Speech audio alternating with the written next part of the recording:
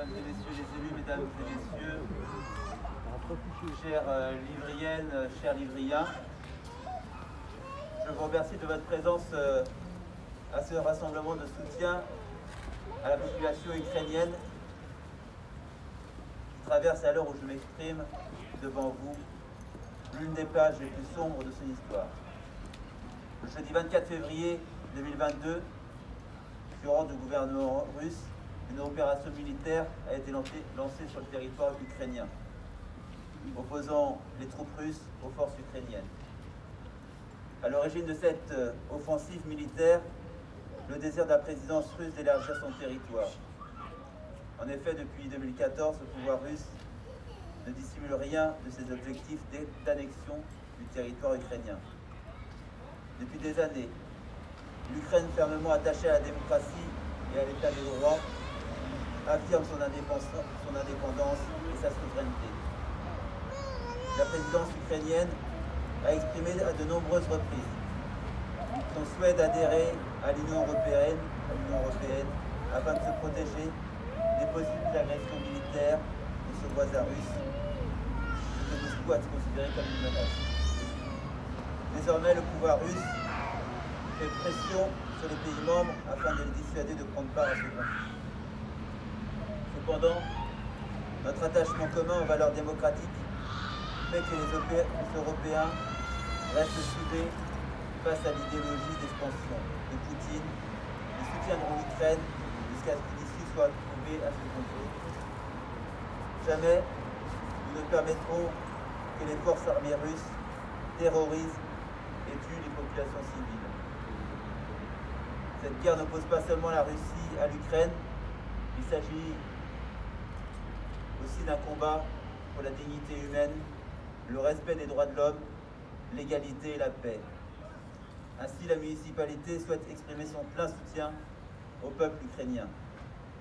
Nous espérons qu'une solution diplomatique sera rapidement trouvée entre les belligérants dans l'intérêt des civils. Nous avons tous vu ces images insoutenables d'Ukrainiens se mettant à l'abri dans les métros, s'entassant dans des trains surchargés, ou se séparant brutalement de leurs proches, restés pour résister à l'agresseur dans le but de sauver leur vie. Depuis le début du conflit, c'est près de 1 million d'Ukrainiens ont été forcés de quitter leur patrie afin de fuir l'invasion russe. Ces civils se sont principalement réfugiés dans les pays limitrophes à l'Ukraine. À tous ces pays voisins qui accueillent et prennent soin de ces personnes blessées, horrifiées, traumatisées, votre humanité nous inspire à en faire plus en ces temps difficiles. Notre solidarité et notre compassion à l'égard du peuple ukrainien est sans faille. De ce fait, je proposerai au conseil municipal de voter l'attribution d'une subvention exceptionnelle en faveur des populations victimes du conflit. Ce soir, je salue la présence de l'antenne livrienne de la protection civile également. Ces bénévoles organisent tous les jours, de 10h à 19h, une collecte de matériel et feront partir un premier convoi dès dimanche pour l'Ukraine. Je vous remercie chaleureusement pour votre engagement et j'invite chaque livrien qui le peut à effectuer un don pour ces populations en difficulté. Le gouvernement ukrainien a récemment fait état d'une centaine de morts parmi les civils depuis le début de l'offensive russe. En cet instant, je vous invite au recueillement. Mes pensées vont d'abord aux milliers de victimes de la barbarie, de la guerre et à leurs familles. Alors que la nuit continue à s'abattre sur l'Ukraine, la communauté internationale se mobilise massivement et de multiples condamnations envers la Russie sont prononcées, envoyant un message fort au président Poutine et à l'Europe.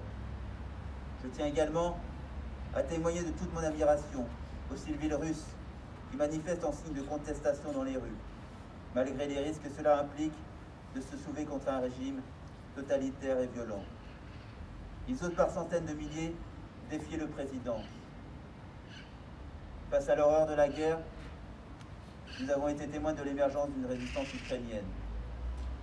Dans un sentiment d'unité nationale, les Ukrainiens ont pris les armes afin de défendre leur patrie. Dans ce conflit de haute intensité, les forces armées s'engagent nuit et jour afin de protéger le territoire de l'annexion. Cette forte mobilisation nous prouve à quel point les Ukrainiens tiennent à la démocratie et à vivre dans un État souverain européen. Voir ce peuple résister vaillamment aux troupes russes est un exemple de courage. Nous sommes admiratifs de leur combat. Malgré tout, nos pensées vont aux soldats ayant perdu la vie en défendant l'Ukraine. Leur mémoire sera à jamais célébrée. Ce sont des héros nationaux. Il en va de même pour les militaires russes morts au front, obéissant aux ordres d'un dictateur. Chaque mort, civil ou militaire, russe ou ukrainien, est un mort de trop dans ce conflit. À la lumière de ce drame, la municipalité a fait le choix symbolique d'illuminer l'hôtel de ville aux couleurs du drapeau ukrainien. Cependant, nous ne devons pas nous limiter à ce geste symbolique. Nous nous devons d'apporter une réponse qui se veut à la fois à la hauteur des événements, mais qui se produisent loin de nous. Et nous devons aussi nous engager et organiser une solidarité pérenne permettant d'accueillir dignement des réfugiés ukrainiens et ainsi soutenir toutes leurs démarches qu'ils pourraient avoir. Bien sûr qu'il faut aussi encourager et soutenir toutes les démarches diplomatiques visant à un cessez-le-feu. En effet, c'est qu'ensemble que nous pourrons faire triompher la paix. Je vous remercie encore de votre présence ce soir, chère Livrienne, chers Livriens. Montre que Livry-Avran est une ville solidaire, engagée, et de pouvoir maintenant écouter l'hymne ukrainien en mémoire de ceux qui sont tombés et de ceux qui subissent cette crise d'une violence inouïe. Je vous remercie.